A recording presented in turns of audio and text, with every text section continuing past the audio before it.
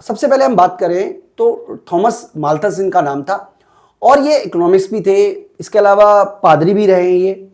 और एक तरीके से ये उस दौर की बात है जब पूरे यूरोप में मार धाड़ चल रही थी, लड़ाई झगड़ा चल रहा था। और उस पूरे के पूरे दौर में उन्होंने अपनी थ्योरी डेवलप की। ये एक तरीके से निराशावादी अर्थशास्त्री कहे जाते हैं इनको। और उन्होंने जो थ्योरी बताई, उस पूरी की पूरी थ्योरी का नाम था population theory in essay on the principle of population. 1798 में उन्होंने ये बुक लिखी। और थॉमस माल्थस की ये जो बुक है ये बहुत ही पॉपुलर रही है। इनकी जो थ्योरी, पॉपुलेशन थ्योरी है, एक तरीके से पॉपुलेशन का थ्योरी का बेस है। देखिए, आप समझ लीजिए, आज आप 2024 में खड़े होकर बहुत आसानी से बोल सकते हो कि पॉपुलेशन का फ्यूचर में पॉपुलेशन गिरने वाली है। लेकिन आज से 200-250 साल पहले इस बात का अंदाजा लगाना कि पॉपुलेशन किस स्पीड में जाएगी, ये बिल्कुल असंभव काम था। इसीलिए आप देखोगे अलग अलग इकोनॉमिक्स ने डेमोग्राफी की अलग अलग थ्योरी बनाई है। कई थ्योरी से आप इत्तेफाक रखोगे, कई थ्योरी से आप इत्तेफाक नहीं रखोगे। तो जो माल्थस की थ्योरी है, हालांकि आज के डेट में रिलेवेंट नहीं है, लेकिन बेस पॉपुलेशन थ्योरी का वो यहीं से पैदा होता है। तो इसका उनकी जो थ्योरी है उसका बेस क्या है? बेस का मतलब है किस थ्योरी पर बेस्ड है। तो थ्योरी का बेस ये है कि people need food to survive, यानी कि लोगों को भोजन की जरूरत है ताकि वो जिंदा रह सके। तो माल्थस का ये मानना था कि हर व्यक्ति को भोजन की जरूरत है। और भोजन किसी की जरूरत नहीं है, बल्कि बेस, हाँ, जरूरत कह लो या नीड कह लो, मतलब बिना भोजन के आप सर्वाइव कर ही नहीं सकते। तो भोजन तो खाना ही पड़ेगा, मतलब अगर दुनिया में अगर आए हो तो जीना ही पड़ेगा और जीने के लिए खाना पड़ेगा। इतनी सी बात आपको क्लियर हो जानी चाहिए। दूसरा है कि people has natural desire to reproduce. देखिए, हर सोसाइटी चाहती है कि वो बढ़े। मतलब आप जिस भी सोसाइटी में जाओ, अब आज से 200-250 साल पहले डेफिनेटली लोग ज्यादा बच्चे पैदा करना पसंद करते होंगे, क्योंकि उस जमाने का सोसाइटी में युद्ध लड़ाई कितने हुआ करते होंगे। तो डेफिनेटली उनकी जो थ्योरी है, अगर आप उस स्लाइड पे जाके सोचो, तो लोग ज्यादा से ज्यादा बच्चे पैदा कर रहे हैं ताकि लोग सर्वाइव कर सके। भाई, कुछ लोग तो मरेंगे युद्ध में, लड़ाई में, भुखमरी में, कुछ लोग मर जाएंगे और आपका नाम तो रहेगा, आप तो इस दुनिया में रहोगे। इसके लिए जरूरी है कि लोग सर्वाइव करें। और सर्वाइव के लिए क्या जरूरी है कि भैया जनसंख्या हो, तो ये भी जरूरी था। तो माल्थस की जो थ्योरी है वो दो चीजों पर बेस्ड है। पहला तो फूड चाहिए ही चाहिए, दूसरा है कि लोग बच्चे पैदा करेंगे ही, और ये नेचुरल डिजायर है। इसमें किसी को कुछ सिखाना नहीं है, पढ़ाना नहीं है। लोग बच्चा पैदा करने के बारे में अपने आप सीख जाते हैं, उनको किसी भी तरीके का लेसन पढ़ाने की जरूरत नहीं है। तो उनकी जो थ्योरी है उसमें उन्होंने माना कि देखिए, जो फूड है ये तो बढ़ेगा अर्थमेटिकल तरीके से, यानी इस तरीके से बढ़ेगा। और जो रिप्रोडक्शन की वजह से जो पॉपुलेशन बढ़ेगी वो इस तरीके से बढ़ेगी। किस तरीके से बढ़ेगी? 1 से 2 हुए, 2 के 4, 4 के 8, 8 के 16।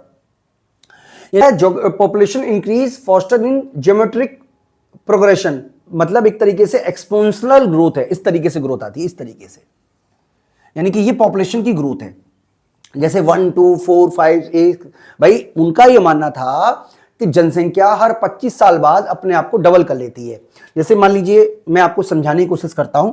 जैसे मान लीजिए 1950 में जनसंख्या है मान लीजिए 10 करोड़, तो 1975 तक आते आते जनसंख्या 20 करोड़ हो जाएगी। और 2000 तक आते आते ये जनसंख्या जो है 40 करोड़ हो जाएगी। और 2025 तक आते आते जनसंख्या जो है 80 करोड़ हो जाएगी। और 2050 में जाके ये जनसंख्या 160 करोड़ हो जाएगी। तो आप देख सकते हो कि 100 साल में, सिर्फ 100 साल में जनसंख्या कितनी ज्यादा बढ़ गई। यानी कि मात्र 100 सालों में जनसंख्या 10 करोड़ से बढ़ते बढ़ते 160 करोड़ हो गई। इस तरीके से ग्रोथ होती है, इसको बोलते हैं एक्सपोनेंशियल ग्रोथ, यानी कि इस तरीके से ग्रोथ होती है, इस तरीके से। ये पॉपुलेशन ग्रोथ है, ऐसा माना था माल्थस का। यानी कि माल्थस का यह मानना था कि भैया अगर एक बार बच्चे पैदा कर लिए तो पॉपुलेशन लगातार बढ़ती चली जाएगी, क्योंकि हम किसी तरीके का रोक ही नहीं लगा रहे। मतलब पॉपुलेशन की ग्रोथ इतनी तेजी से होती है कि जितना भी भोजन है वो खत्म हो जाएगा। तो माल्थस ने कोट था, मैं हिंदी में मुझे याद है, वो लिखा हुआ था कि ये दुनिया जो है ये सीमित लोगों की मेज है, और जो बिना बुलाए आएगा वो भूखों मरेगा। मतलब आप समझ सकते हो कि जो बिना बुलाए आएगा, मतलब जिसकी जरूरत नहीं है, अगर वो आ जाएगा तो उसको भूखे मरना पड़ेगा। ऐसा मानना था माल्थस का। Food supply growth slowly at arithmetical mean, यानी कि लीनियर ग्रोथ होती है। तो किस तरीके की ग्रोथ होती है? देखिए, मैं आपको यहां पे डायग्राम के थ्रू भी समझा देता हूं। एक और डायग्राम बना लेते हैं। देखिए, जैसे हम बात कर रहे थे पॉपुलेशन ग्रोथ की, तो पॉपुलेशन ग्रोथ किस तरीके से होती है, ऐसे, और जो आपकी जो फूड ग्रेन है उसकी ग्रोथ इस तरीके से होती है, ऐसे। तो इस वाले पॉइंट पर तो आपकी जो है वो सेटिस्फेक्शन पूरा हो गया, लेकिन उसके बाद आप देख सकते हो कि लोगों को भूखों रहना पड़ेगा, और ये जो जगह है ये क्राइसिस है। इस वाली जगह पर लोग युद्ध होंगे, लड़ाइयां होंगी, और भूकंप आएंगे, नेचुरल क्लाइमिटी आएंगी, और नेचुरल क्लाइमिटी नहीं भी आई तो लोग भोजन के लिए लड़ लड़ के मर जाएंगे, ऐसा मानना था माल्थस का। यानी कि इस पॉइंट को उन्होंने बोला पॉइंट ऑफ क्राइसिस। इससे ऊपर जो है, पॉइंट ऑफ क्राइसिस का मतलब यहां तक क्राइसिस नहीं आया है, पॉइंट ऑफ क्राइसिस का मतलब है कि इसके बाद क्राइसिस शुरू हो जाएगा, ऐसा मानना था माल्थस का। तो दोस्तों माल्थस ने दो तरीके के चेक बताए, यानी कि एक तरीके से आप कह सकते हो कि दो तरीके के चेक बताए। अगर मान लीजिए, एक तो है हमारा पॉजिटिव चेक, दूसरा है प्रिवेंटिव चेक। पॉजिटिव चेक का मतलब है कि अगर पॉपुलेशन को इसी स्पीड से बढ़ने दिया, यानी कि 1 के 2 बच्चे, 2 के 4, 4 के 8, 8 के 16, तो इतनी ज्यादा पॉपुलेशन हो जाएगी और फूड की सप्लाई होगी ही नहीं। तो जब फूड की सप्लाई होगी ही नहीं तो लोगों के बीच में अनरेस्ट पैदा होगा, लोग लड़ने बढ़ने लगेंगे। भाई रिसोर्सेज तो थोड़े से ही हैं, भोजन तो थोड़ा सा ही है, लेकिन इतनी ज्यादा जनसंख्या बढ़ गई है कि लोग आपस में मर कट जाएंगे, ऐसा उनका मानना था। यानी कि इससे क्या होगा, फैमिलीज आएंगी, डिजायर ड्रग्स आएंगे, फ्लड्स आएंगे, ड्राफ्ट आएगा, सॉरी। इसके अलावा आप कह सकते हो एक तरीके से वॉर होगी। इसको उन्होंने पॉजिटिव चेक का नाम दिया, और उन्होंने सजेशन भी दिया कि अगर आपको पॉजिटिव नहीं चाहिए तो आपको क्या करना चाहिए, मॉरल ग्राउंड पर आपको इतना सशक्त होना चाहिए। अब देखिए, ऐसा हो सकता है कि जिस समय ये थ्योरी आई हो उस समय पॉपुलेशन कंट्रोल करने के किसी भी तरीके के जो जो आप कह सकते हो जो आजकल मेडिकल इक्विपमेंट हो गए वो सब नहीं होंगे। इसलिए उन्होंने आत्मबल पे बल दिया। उनका मानना था कि आदमी इतना मॉरल होना चाहिए, उसके अंदर इतना सेल्फ कंट्रोल होना चाहिए कि वो पॉपुलेशन को बढ़ाने की बात ही ना सोचे। मतलब यहां पर उन्होंने किसी भी तरीके के मेडिकल इक्विपमेंट को यूज करने की बात नहीं कही, क्योंकि हो सकता है कि उस जमाने में ये सब हो ही ना। उनका यह मानना था कि जितना हो सके लोगों को लेट मैरिज करनी चाहिए, लोगों को अपने ऊपर कंट्रोल करना चाहिए, लोगों को शादी नहीं करनी चाहिए, इस तरीके की चीजों को प्लान करना चाहिए ताकि जो पॉजिटिव चेक है उनको आने से बचा जा सके।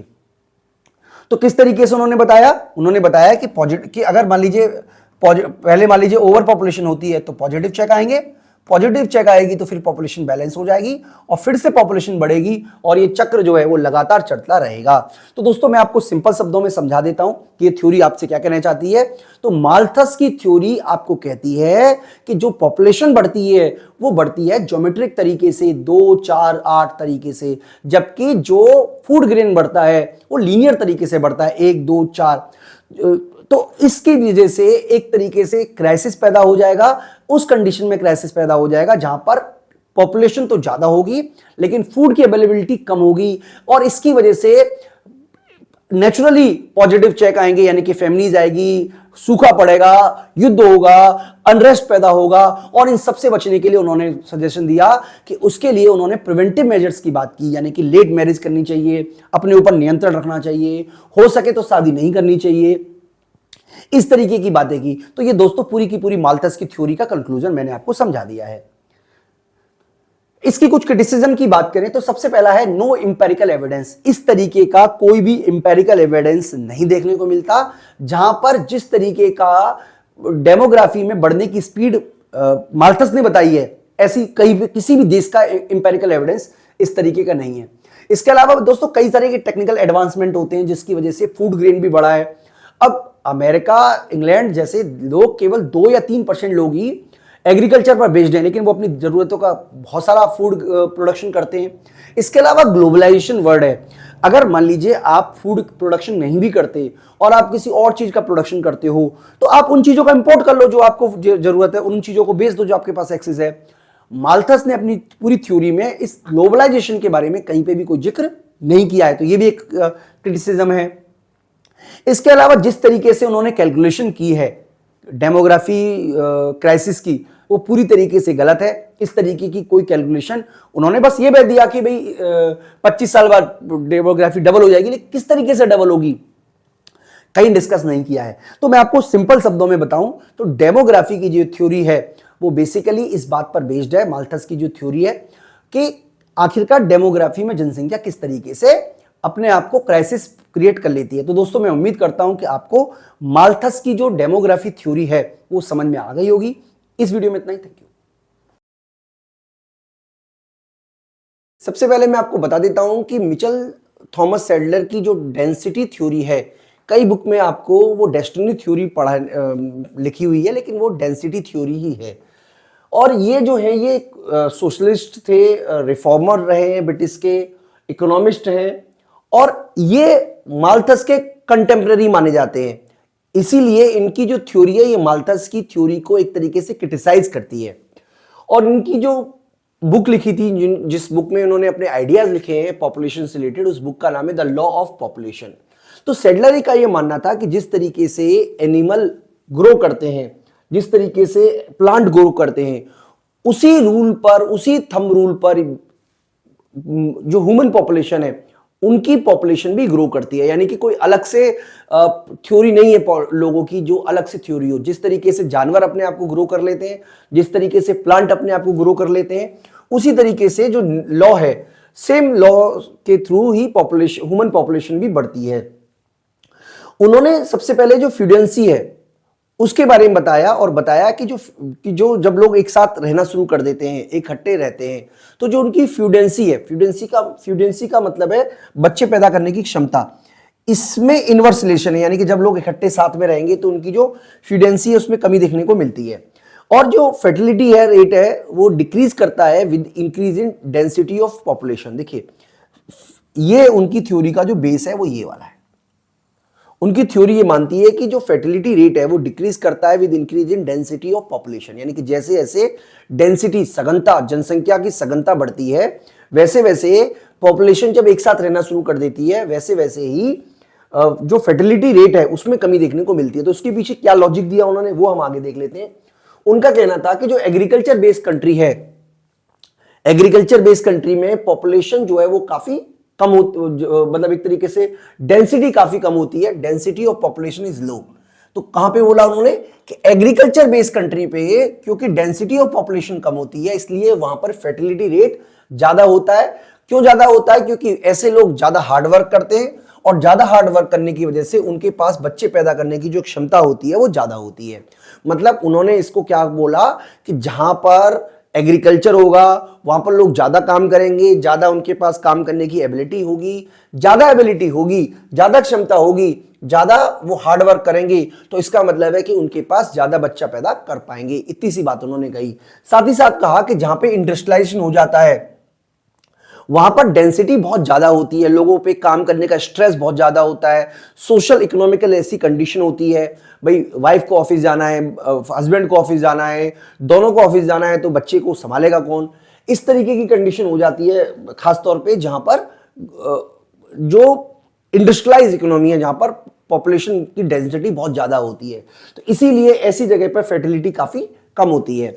तो सैडल ने इसके अलावा माल्थस की इस थ्योरी को भी क्रिटिसाइज किया, जिसमें उन्होंने कहा कि भाई जो पॉपुलेशन है वो अर्थमेटिकल वो ज्योमेट्रिक तरीके से बढ़ती है, और जो फूड ग्रेन है वो अर्थमेटिकल तरीके से बढ़ता है, जिसकी वजह से पॉजिटिव चेक आएंगे। इस बात की, माल्थस की इस पूरी की पूरी थ्योरी की सैडलर ने बहुत कड़ी तरीके से आलोचना की, और उन्होंने कहा कि जिस तरीके से माल्थस ने बताया है कि फूड सप्लाई अर्थमेटिकल तरीके से बढ़ती है और पॉपुलेशन जो है वो ज्योमेट्रिक तरीके से बढ़ती है, मतलब माल्थस का कहना था कि पॉपुलेशन तो ऐसे बढ़ती है 1 की 2 4 8 16, और जो फूड ग्रेन है वो इस तरीके से बढ़ता है। इस तरीके की बात से जो आपके कह सकते हो वो मतलब जो सैडलर है वो सहमत नहीं थे। According to Sadler, such an increase in population and food supply is mathematically term just cannot happen because due to population increase, density increase and capacity to produce children goes down and fertility rate decline। यानी कि जैसे ही population बढ़ती है density बढ़ती है, density बढ़ने से लोगों के बच्चा पैदा करने की जो कैपेसिटी है वो कम हो जाती है, और जिसकी वजह से फर्टिलिटी रेट में कमी देखने को मिलती है। यानी कि जो माल्थस ने कहा कि बच्चे इस तरीके से बढ़ेंगे, ऐसा नहीं होता, क्योंकि जब बच्चे बढ़ना शुरू होते हैं, जब पॉपुलेशन बढ़ना शुरू होती है, तो वहां पर ऐसा देखने को मिलता है कि जो डेंसिटी है वो बढ़ जाती है, और डेंसिटी बढ़ने की वजह से जो फर्टिलिटी रेट है वो कम हो जाती है। तो पॉपुलेशन की जो थ्योरी है उसको इन्होंने इग्नोर कर दिया।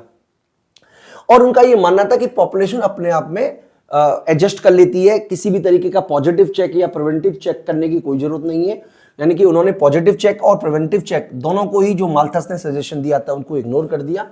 उनका मानना था कि he believed that if the fertility rate of population increase, people will be able to produce food according to their need। यानी कि जब जनसंख्या बढ़ती है तो लोग ज्यादा प्रोडक्शन करेंगे, क्योंकि भैया जितनी भी जनसंख्या होगी लोगों को उनको खाना तो खिलाना ही है, भोजन तो देना ही है, आवश्यकता की पूर्ति तो करनी है। यानी कि उनकी आवश्यकता की पूर्ति के लिए ज्यादा जनसंख्या को मतलब एक तरीके से भोजन कराया जाएगा। And the food supply the population will be adjusted to each other। यहां पे लिखा हुआ है Sadler also believe that when the density of population increase, unhealthy atmosphere also increase। यानी कि लोग बीमार पड़ेंगे, हेल्थ इश्यूज आएंगे। भाई जब जनसंख्या बढ़ेगी तो क्या होगा, डेंसिटी बढ़ेगी तो जो मतलब एक गंदगी फैलेगी, एटमॉस्फेयर खराब होगा, बीमारियां फैलेंगी, लोग मरेंगे। जब लोग ज्यादा मरेंगे तो ज्यादा बच्चे पैदा करेंगे, और अगर कोई कंडीशन ऐसी होती है जहां पर लोग कम मर रहे हैं तो कम बच्चे पैदा करेंगे। यानी कि जितनी ज्यादा डेथ होगी उतने ही ज्यादा बच्चे पैदा होंगे, और जितनी कम डेथ होगी उतने ही कम बच्चे पैदा होंगे। ऐसा मानना था सैडलर का। तो दोस्तों यहां पे इसका मतलब है कि एक तरीके से this happen to compensate for the loss of population, and if death rate is low the birth rate is also down. तो दोस्तों सैडलर की जो थ्योरी अगर हम उसको कंक्लूड करें तो सैडलर का यह मानना था कि जो डेंसिटी है, जनसंख्या की सघनता, मतलब कितने लोग एक इलाके में रह रहे हैं, इस पर डिसाइड होता है कि पॉपुलेशन कितनी होगी। यानी कि अगर डेंसिटी ज्यादा है तो बर्थ रेट कम होगा, और डेंसिटी अगर कम है तो बर्थ रेट ज्यादा होगा। ऐसा मानना था सैडलर का। तो मैं उम्मीद करता हूं कि आपको सैडलर की जो थ्योरी है वो समझ में आ गई होगी। इस वीडियो में इतना ही, थैंक यू। दोस्तों इस वीडियो में हम बात करेंगे Thomas Doubleday diet theory of population की। तो थॉमस डबलडेज ने ये बताया कि किस तरीके से डाइट जो है वो पॉपुलेशन पे डिपेंड करती है। देखिए आप समझने की कोशिश कीजिएगा, ये थ्योरीज जिस समय डेवलप हो रही थी उस समय ऐसा देखने को मिला कि कुछ ग्रुप ऑफ पीपल्स में पॉपुलेशन रेट कम है, जबकि कुछ लोगों के बीच में पॉपुलेशन बहुत ज़्यादा है। आज तो आप बहुत आसानी से कह सकते हो कि जहाँ पर इनकम का लेवल ज़्यादा है, they are more aware about health, उनके पास एजुकेशन भी ज़्यादा है, तो डेफिनेटली वो कम बच्चे पैदा करेंगे। लेकिन उस ज़माने में जब ये थ्योरी डेवलप हो रही थी, उस ज़माने में इतना ऑब्जर्वेशन शायद नहीं हो पाया होगा। इसीलिए इस तरीके की जो थ्योरी बनी जिसमें पॉपुलेशन को डाइट से जोड़ा गया। तो इस थ्योरी के बारे में मैं आपको समझाऊं उससे पहले आपको यह भी बता देता हूं कि हम इकोनॉमिक्स से रिलेटेड बहुत सारे कोर्सेज अपनी एप्लीकेशन महाविद्या इकोनॉमिक्स स्कूल के माध्यम से प्रोवाइड करा रहे हैं। तो आप हमारी एप्लीकेशन महाविद्या इकोनॉमिक्स स्कूल जरूर डाउनलोड कर लें, ताकि आपको हमारी सभी वीडियो सिस्टमेटिकल तरीके से मिलती रहें। तो यहां पे हम बात करेंगे थॉमस डबलडेज डाइट थ्योरी के बारे में।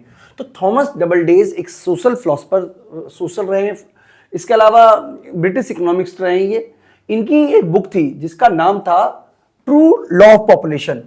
इसमें उन्होंने अपने पॉपुलेशन से रिलेटेड विचार दिए। उनका मानना था कि जो पॉपुलेशन है वो नेचुरल लॉ से ही गवर्न करती है, यानी कि जिस तरीके से पेड़ पौधे जानवर नेचुरल लॉ से बंधे हुए हैं, उसी तरीके से इंसान भी नेचुरल लॉ से बंधा हुआ है। और जो ग्रोथ होती है पॉपुलेशन की वो नेचुरल लॉ से ही होती है। यानी कि जिस तरीके से पेड़ पौधे अपने आप में पैदा करते हैं, आप पेड़ को कहीं पे भी उगा दीजिए वो अपने आप बड़ा हो जाएगा। जानवरों को छोड़ दीजिए, कुछ ही दिनों में वो जानवर अपने आप को खूब बड़ा कर लेंगे। इसी तरीके से इंसान भी नेचुरल लॉ से बंधे हुए हैं, वो अपने आप को आगे बढ़ा ही लेंगे बिना किसी प्रेशर के। उनका मानना था कि जो रेट ऑफ पॉपुलेशन इंक्रीज हो रही है विल बी लेस। कहां पे लेस होती है? जहां पे क्वांटिटी ऑफ फूड जो है वो बहुत ज्यादा अवेलेबल है। यानी कि ऐसे लोगों में जहां पर क्वांटिटी ऑफ फूड अवेलेबल है वहां पर पॉपुलेशन ग्रोथ कम होती है, और जहां पर फूड अवेलेबिलिटी काफी कम है वहां पर पॉपुलेशन ग्रोथ रेट ज्यादा होती है। यानी कि उनका यह मानना था कि there is a inverse relation between increase in population and food supply.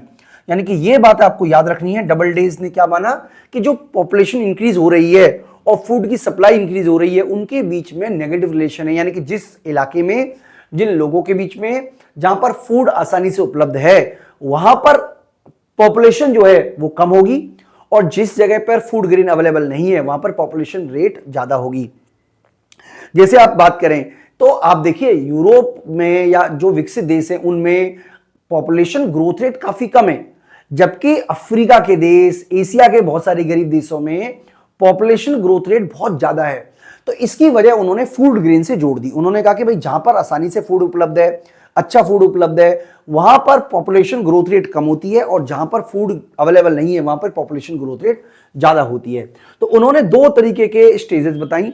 एक है पैथोलिटिक स्टेज, यानी कि एक ऐसी स्टेज जहां पर फूड सप्लाई सफिशिएंट है जिसकी वजह से जो फर्टिलिटी है वो लो हो गई, और दूसरी स्टेज उन्होंने बोली दूसरी है डी पैथोलॉजिक स्टेज, यानी कि एक ऐसी स्टेज जहां पे फूड शॉर्टेज है। देखिए आप सिंपल समझ लीजिए, दो स्टेज उन्होंने बताई। एक स्टेज जहां पे फूड शॉर्टेज है, वहां पर आप देखिए बहुत सारे बच्चे पैदा होंगे, और जहां पे फूड सफिशिएंट उपलब्ध है वहां पे कम बच्चे पैदा होंगे। ऐसा मानना था डंबलडेज का। तो थॉमस डंबलडेज की इस थ्योरी को हम यहां पे भी बता रहे हैं कि इसका जो समरी है, एक तरीके से आप ये कह सकते हो, the increase in population and food supply are inversely related. ये हमने आपको बता ही दिया। Doubleday also mention two stages influence the food supply, जिसके बारे में हमने आपसे डिस्कस किया। पहली है low fertility in a condition of excess food supply, यानी कि ऐसी कंडीशन जहां पे एक्सेस फूड सप्लाई होगी वहां पर लो फर्टिलिटी होगी, और ऐसी कंडीशन जहां पे फूड शॉर्टेज होगा वहां पे लो फर्टिलिटी, सॉरी ऐसी कंडीशन में आपको एक तरीके से कह सकते हो हाई फर्टिलिटी, यहां पे लो की जगह हाई होना चाहिए, high fertility in the state of food shortage, यानी कि जहां पे फूड शॉर्टेज होगी वहां पर फर्टिलिटी हाई होगी, और जहां पे फूड सरप्लस में होगा वहां पे फर्टिलिटी कम होगी। ऐसा मानना था डंबलडेज का। इवन उनका तो यह भी मानना था कि जिस तरीके से प्लांट और एनिमल इंक्रीज करते हैं, अब देखिए किसी भी प्लांट को आप ज्यादा मात्रा में उर्वरक डाल दोगे, ज्यादा मात्रा में फर्टिलाइज कर दोगे, ज्यादा मात्रा में उसको पोषक तत्व दे दोगे, पानी डाल दोगे ज्यादा, तो वो ग्रो नहीं करेगा। इसी तरीके से इंसान भी ज्यादा एक तरीके से खा खा के फैटी हो जाता है तो उसके बच्चे पैदा कम होते हैं। इस तरीके का मानना था डंबलडेज का। इसके अलावा डंबलडेज ने यह भी माना कि जो एक तरीके से जो वेजिटेबल खाते हैं, जो चावल खाते हैं, उनके यहाँ पे बच्चे जो होते हैं वो ज्यादा पैदा होते हैं, जबकि जो नॉन वेज खाते हैं और जो इनके पास में एक तरीके से आप कह सकते हो कि ज्यादा न्यूट्रिशन फूड मिल रहा है, वहां पे बच्चे कम पैदा होते हैं। देखिए अगर आप सही तरीके से उनकी थ्योरी समझने की कोशिश करो, हालांकि ये थ्योरी आज की डेट में कितनी रिलेवेंट है, ज्यादा रिलेवेंट रही है नहीं, लेकिन आप ठीक तरीके से समझो तो ये भी काफी कुछ इनकम पे डिपेंड कर रहा है, क्योंकि फूड में जो नॉनवेज है वो वही लोग खा पा रहे होंगे जो रिच होंगे। तो अल्टीमेटली बात वही है कि रिच लोगों के पास में कम बच्चे हो रहे हैं, पुअर लोगों के पास ज्यादा बच्चे हो रहे हैं। समझाने का तरीका उन्होंने डाइट से जोड़ दिया कि जिसके पास अच्छा भोजन है वो खा रहा है, मोटा हो रहा है और बच्चे कम पैदा कर पा रहा है। जिसके पास भोजन नहीं है उसके पास एनर्जी बहुत लेवल है, एनर्जी ज्यादा होने की वजह से वो ज्यादा एक तरीके से आप कह सकते हो कि बच्चे पैदा करने की एक्टिविटीज में इन्वॉल्व हो रहा है और ज्यादा बच्चे पैदा कर रहा है। इस तरीके का मानना था डंबलडेज का। इसके अलावा उन्होंने 3 ग्रुप ऑफ सोसाइटी बताई। पहला ग्रुप है the first group include those who are state of affections and well supplied with luxuries, यानी कि पर्याप्त मात्रा में उनके पास भोजन है, लग्जरीज अवेलेबल है। यहां पर आप देखोगे तो जो नंबर ऑफ पीपल है वो लगातार गिरेंगे, यानी कि एक तरीके से डिक्रीज होगी पॉपुलेशन में। दूसरी स्टेज वो होगी जहां पर लोगों के पास कुछ भी नहीं है, फूड सप्लाई भी नहीं है, खाना भी नहीं है, भोजन भी नहीं है, और यहां पे जो पॉपुलेशन है वो तेजी से इंक्रीज होगी। तीसरे ग्रुप वो हैं जो बीच के लोगों में आते हैं, यानी कि इन लोगों में पॉपुलेशन जो है वो एवरेजली स्टेबल हो जाएगी। इस तरीके से उन्होंने 3 ग्रुपों में पॉपुलेशन को बांटा। एक ग्रुप वो जहां पर लोगों के पास सफिशिएंट लग्जरी है, सफिशिएंट फूड ग्रेन है, ऐसे लोगों में पॉपुलेशन की जो ग्रोथ रेट है वो बढ़ती नहीं है बल्कि डिक्लाइन करना शुरू कर देती है, यानी कि their number of are state of consistent decrease. तो ये आपकी पहली स्टेज हो गई जहां पे पर्याप्त मात्रा में फूड है। दूसरा जहां पे फूड की शॉर्टेज है, इनकी पॉपुलेशन बहुत तेजी से बढ़ती है और ऐसे लोग गरीब जो हैं वो ज्यादा बच्चे पैदा करेंगे और लगातार आप देखोगे तो लगातार गरीबों की संख्या लगातार बढ़ती चली जाएगी। और तीसरे ग्रुप में वो लोग आएंगे जो इन दोनों के बीच में आते हैं, मीन ऑफ टू अपोजिट्स, यानी कि इन दो ग्रुप के जो मीन है वो इसके अंदर आएंगे और यहां पे पॉपुलेशन जो है वो एक तरीके से कांस्टेंट बनी रहती है, एवरेज इनकम ग्रुप में कांस्टेंट बनी रहती है। तो 3 तरीके के उन्होंने ग्रुप लिए। तो दोस्तों ये है डंबलडेज की थ्योरी। बेसिकली अगर आपको कंक्लूजन निकालना हो तो कंक्लूजन क्या है? कंक्लूजन उनका ये मानना है कि भैया जिसके पास भोजन होगा, डाइट अच्छी होगी, न्यूट्रिशन अच्छा मिलेगा, पर्याप्त मात्रा में भोजन मिल रहा है, उसके पास में अपनी अब वो ज्यादा काम कर रहा होगा डेफिनेटली, तभी तो उसको पास मिल रहा है, तो उसके पास बच्चे पैदा करने का टाइम ही नहीं है और जरूरत भी नहीं है। जबकि जो गरीब लोग होते हैं, जिनके पास पर्याप्त मात्रा में भोजन नहीं है, उनके पास शरीर की इच्छा की पूर्ति के लिए वो ज्यादा बच्चे पैदा करेंगे और इस तरीके से ऐसे जगह पे पॉपुलेशन जो है वो ज्यादा होगी। तो दोस्तों हो सकता है कि आपको आज ये थ्योरी इनरिलेवेंट लग रही हो, लेकिन जब ये थ्योरी आज से 100-150 साल पहले जब ये थ्योरी बनी होगी, तो उस जमाने की बेस पर ये थ्योरी डेवलप होगी। आज 2024 चल रहा है, 3024 में किस तरीके का माहौल रहेगा आप नहीं कह सकते, ठीक है जी। तो अब 100 साल बाद क्या होगा या 1000 साल बाद क्या होगा, आप अभी से कैसे इसको डेमोग्राफी की थ्योरी डेवलप कर सकते हो। लेकिन आज हो सकता है आज जो आप थ्योरी बनाओ वो आज से 100 साल या 200 साल बाद रिलेवेंट आपको ना लगे। इसी तरीके से हो सकता है आपको ये थ्योरी रिलेवेंट ना लगे, लेकिन थ्योरी क्या कहना चाहती है वो मैंने आपको समझाने की पूरी कोशिश की है। तो दोस्तों इसके अंदर जितने भी फीचर्स हैं अल्टीमेटली जाके वो कहीं ना कहीं उसके क्रिटिसिज्म की वजह बन जाएंगी। जैसे हम इस थ्योरी की क्रिटिसिज्म करें तो सबसे पहला है कि observation about increase inverse relation between food supply and fertility has no rational base. अब उनका यह मानना था कि भैया जैसे जैसे फूड सप्लाई बढ़ती है और फर्टिलिटी में कमी देखने को मिलती है, लेकिन इस तरीके का कोई रैशनल बेस नहीं है। ऐसा हो सकता है कि इवन आप देखो दो चीजें होती है, फर्टिलिटी जो रेट होता है वो डेफिनेटली अमीर लोगों के यहाँ कम होता है, लेकिन इसका यह मतलब नहीं है कि अमीरों के यहाँ बच्चे ज्यादा पैदा नहीं होते, उनके यहाँ भी पैदा होते हैं। जिसके पास ज्यादा फूड है उनके यहाँ भी ऐसा हो सकता है ज्यादा बच्चे पैदा हों। तो ये कोई रैशनल जो इनवर्स रिलेशन उन्होंने बता दिया, इसकी कोई रैशनल बेस नहीं है। मतलब कोई रैशनलिटी है क्या इसके अंदर, कोई बौद्धिक बात है कि यार ज्यादा खाना है तो कम बच्चे, कम खाना है तो ज्यादा बच्चे, ये क्या बात है? ये किसी भी तरीके से रैशनल नहीं कहा जा सकता। इसके अलावा fertility is low in a pathetic stage due to adequate supply of food and high in depathogenic state due to food shortage। इस तरीके की बातें जो उन्होंने कही है ये सही नहीं है। यानी कि उनका ये मानना कि भैया जहां पे ज्यादा फूड है, ग्रीन है, वहां पर फूड सप्लाई कम, वहां पे फर्टिलिटी कम होगी। ये क्या बात है भाई? जहां पे फूड सप्लाई का और फर्टिलिटी का कोई डायरेक्ट रिलेशन देखने को नहीं मिलता, इनवर्स रिलेशन देखने को नहीं मिलता है। इसके अलावा rich people have less children whether the poor have more. अब देखिए ये बात भी गलत है। कई रिच लोग ऐसे भी होंगे जिनके पास ज्यादा बच्चे होंगे, कई पुअर ऐसे भी होंगे जिनके पास कम बच्चे होंगे। लेकिन ये थ्योरी जो बताती है कि रिच लोगों के पास ज्यादा कम बच्चे होते हैं, गरीब लोगों के पास ज्यादा बच्चे होते हैं, ये पूरी तरीके से सही नहीं है।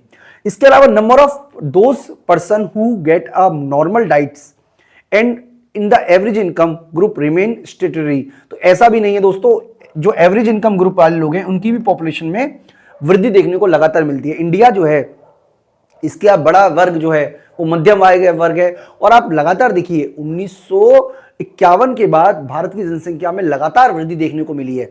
इवन 1929 के बाद से ही लगातार वृद्धि देखने को मिली है लगातार भारत की जनसंख्या में। इसके अलावा fertility depend on fatness which is the result of excess food and consume by rich. देखिए उन्होंने माना कि जो फर्टिलिटी है वो क्योंकि रिच लोगों के पास भोजन बहुत है, ज्यादा भोजन खाएगा तो वो फैट बनेगा, फैटी बनेगा तो वो कम बच्चे पैदा कर पाएगा। इस तरीके की बातें जो हैं वो पूरी तरीके से सही नहीं है, बायोलॉजिकली सही नहीं है।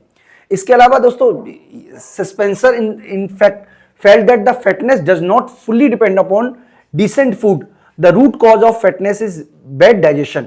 तो सस्पेंसर ने कहा कि भाई ज्यादा खाना खाने से आप मोटे हो ऐसा नहीं होता, बल्कि इसकी वजह डाइजेशन है। अगर आपका डाइजेशन सिस्टम काम नहीं कर रहा है तब आप फैटी बनोगे, ना कि ज्यादा भोजन खाने की वजह से फैटी बनोगे। इसके अलावा socialism will be stabilised by automatic distribution of wealth and nature. तो ये भी एक वजह होती है। डिस्ट्रीब्यूशन ऑफ इनकम और वेल्थ जो है वो आपकी किस इकोनॉमिक एक्टिविटीज में आप काम कर रहे हो उस पर डिपेंड कर रही है। And in Doubleday diet theory there is a confusion between fertility and fecundity. यानी कि उन्होंने देखिए दो बातें होती हैं। फर्टिलिटी का मतलब होता है बच्चे पैदा करने की जो रेट है। जैसे इंडिया में एक औसत महिला 2 बच्चे पैदा कर रही है, मान लीजिए 2.1 बच्चे पैदा कर रही है या 2 बच्चे पैदा कर रही है, ये तो फर्टिलिटी हो गई। फ्यूडेंसी का मतलब ये नहीं होता, इसका मतलब है कि एक औसत महिला 5 बच्चे भी पैदा कर सकती है। ये होती है हमारी एक तरीके से कैपेसिटी। तो कैपेसिटी तो अलग होती है और फर्टिलिटी का मतलब होता है एक्चुअल में कितना बच्चे पैदा किए जा रहे हैं। तो इन दोनों के बीच में जो रिलेशन है या डिफरेंस है, डंबलडेज इसको अलग अलग नहीं कर पाए। तो दोस्तों इस थ्योरी के माध्यम से हमने ये समझने की कोशिश की कि किस तरीके से डंबलडेज ने अपनी पूरी की पूरी थ्योरी डेवलप की, जिसके बेस पर उन्होंने बताया कि पॉपुलेशन जो होती है वहां पर इनवर्स रिलेशन होता है डाइट का और पॉपुलेशन ग्रोथ का। तो मैं उम्मीद करता हूं कि आपको कंसेप्ट समझ में आया होगा। इस वीडियो में इतना ही। Thank you. तो दोस्तों अब तक आपने डंबलडेज की जो थ्योरी है, डेमोग्राफी की जो थ्योरी है, जो कि डाइट थ्योरी है, वो पढ़ा। इसके डंबलडेज की थ्योरी को एक्सटेंड करते हुए जो थ्योरी डेवलप की उसको बोलते हैं Castro theory of protein consumption. तो कैस्ट्रो ने भी उसी तरीके से प्रोटीन कंजम्पशन पर अपनी जो फर्टिलिटी है उसको जोड़ा। यानी कि उनका मानना था कि जिस ग्रुप में फर्टिलिटी मतलब प्रोटीन कंजम्पशन जिस ग्रुप का ज्यादा होता है उस ग्रुप में जो फर्टिलिटी होती है वो कम होती है। बिल्कुल उसी तरीके से ये थ्योरी है जिस तरीके से डंबलडेज ने अपनी थ्योरी को डेवलप किया था। तो ज्यूस डी कास्ट्रो ने अपनी जो व्यू है, मतलब पॉपुलेशन से रिलेटेड अपने व्यू हैं, उनको जो बुक में लिखा था उसका नाम था ज्योग्राफी ऑफ हंगर। इस किताब का नाम था geography of hunger and regarding to correlation between fertility and consumption of protein. तो इसके लिए उन्होंने क्या किया, आरजे सोलंकर का एक रिसर्च की थी, रिसर्च पेपर उन्होंने छापा था जो कि रेट के ऊपर उन्होंने सर्वे किया था 1920 में। उसी पर बेस्ड उनकी पूरी की पूरी थ्योरी डेवलप की। उन्होंने रेट के ऊपर सर्वे किया। ये सर्वे जो है वो आर के सोलंकर ने किया था। तो आर के सोलंकर ने जो सर्वे किया है उसमें उन्होंने पाया कि when a quantity of protein was increase to a level of 22% to each female rate, यानी कि जब 22% उनका प्रोटीन बढ़ाया जाता है फीमेल रेट का, तो उनके यहां पर जो बर्थ रेट होती है फीमेल की वो रिड्यूस टू 30.8, यानी कि 22% प्रोटीन बढ़ाने से 13.8% जो बर्थ है वो रिड्यूस हो गया। इसके अलावा जब 10% प्रोटीन दिया जाता है तो उसके यहां पर जो मतलब एक तरीके से मतलब रिड्यूस, मतलब मैंने गलत बोला आपको, यहां से शुरू कर देंगे इसको, यहां से इसको पहले यहां से शुरू करेंगे इस वाले से कि व्हेन 10, ये नंबर 1 है, ये नंबर 2 होगा और ये नंबर 3 होगा, इस तरीके से करेंगे। इसमें कहा गया है कि when 10% protein was given to female rate, यानी कि जब 10% प्रोटीन दिया गया तो देखा गया कि एक फीमेल जो है वो 23.3 बर्थ पैदा कर रही है, यानी कि 10% प्रोटीन के बेस पर एक रेट जो है वो 23.3 बच्चे पैदा कर रहा है। और जब यही प्रोटीन की मात्रा बढ़ाकर 18% कर दी गई तो ऐसा देखने को मिला कि जो बर्थ है वो 17.4 पर आकर रह गया, यानी कि ज्यादा प्रोटीन देने से जो बर्थ है वो कम हो गया। इसी तरीके से जब 22% प्रोटीन दिया गया तो जो बर्थ है वो मात्र 13.8% रह गया, 13.8 रह गया। इसका मतलब ये हुआ कि जैसे जैसे रेट को ज्यादा प्रोटीन दिया जा रहा है उसी तरह उसके बेस पर जो फर्टिलिटी है वो रेट में कम होने को देखने को मिली है। इसी बायोलॉजिकल फैक्ट को उन्होंने अपनी थ्योरी में डेवलप किया, जिसको हम बोलते हैं protein theory of protein consumption. तो उन्होंने पाया कि through this experience Castro conclude that fatness is affected by protein consumption, यानी कि जब एक व्यक्ति ज्यादा मात्रा में कंजम्पशन करेगा प्रोटीन का तो वो फैटी होगा और फैटी होने की वजह से उसकी जो फर्टिलिटी पावर है वो कम हो जाएगी।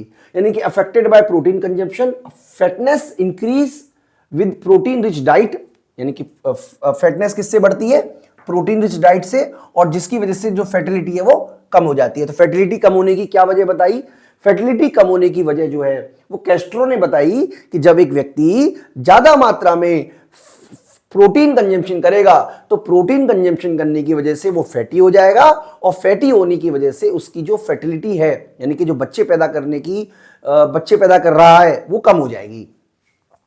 This concept of Castro is like double days, जैसा कि हमने आपको बताया डबल डेज की थ्योरी से काफी कुछ एक तरीके से मिलती है। डबल डेज की थ्योरी क्या कहती है कि जिस ग्रुप में जो लोग ज्यादा फूड कंज्यूम करते हैं, ज्यादा डाइट लेते हैं, वो फैटी हो जाते हैं और ज्यादा डाइट की वजह से, फैटी होने की वजह से वहां पर कम बच्चे पैदा होते हैं।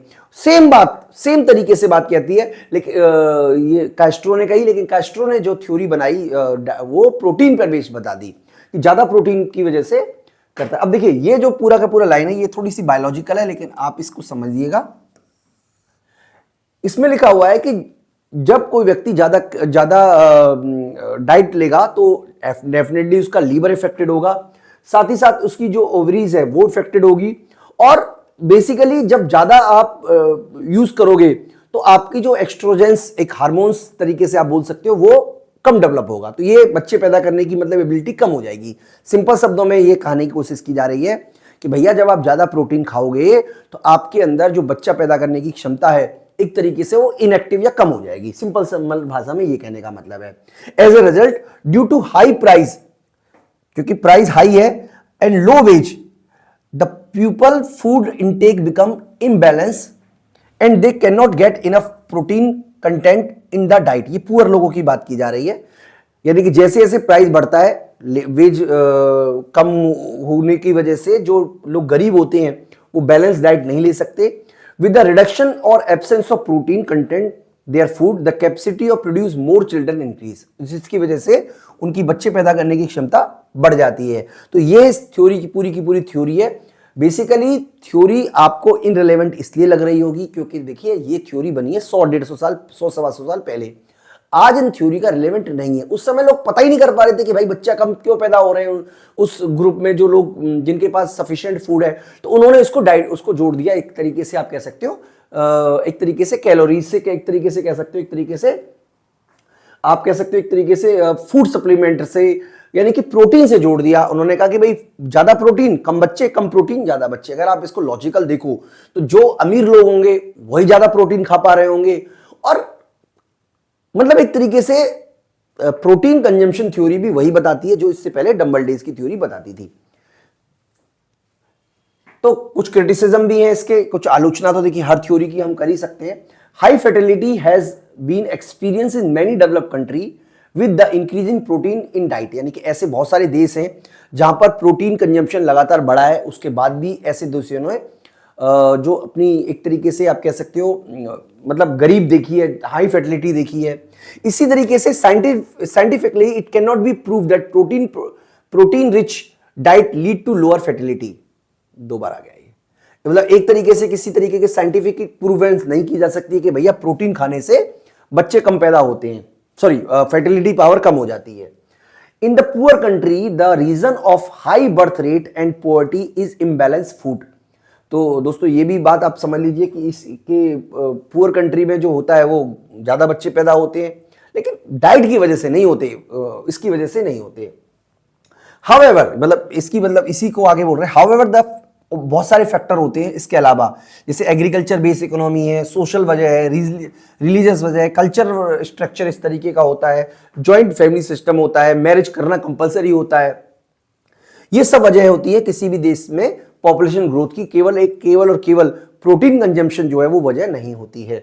इसके अलावा Castro view that with the economic development fertility can decline has been criticised. तो बच्चों कई सारे ऐसे देश भी देखने को मिले जहां पर इकोनॉमिक डेवलपमेंट के साथ साथ उन देशों ने पॉपुलेशन में ग्रोथ देखने को मिली। लेकिन हम यहां पे ये समझ सकते हैं कि कैस्ट्रो की थ्योरी को हमने कंप्लीट किया, जो कि बताती है कि प्रोटीन कंजम्पशन और फर्टिलिटी में इनवर्स रिलेशन है।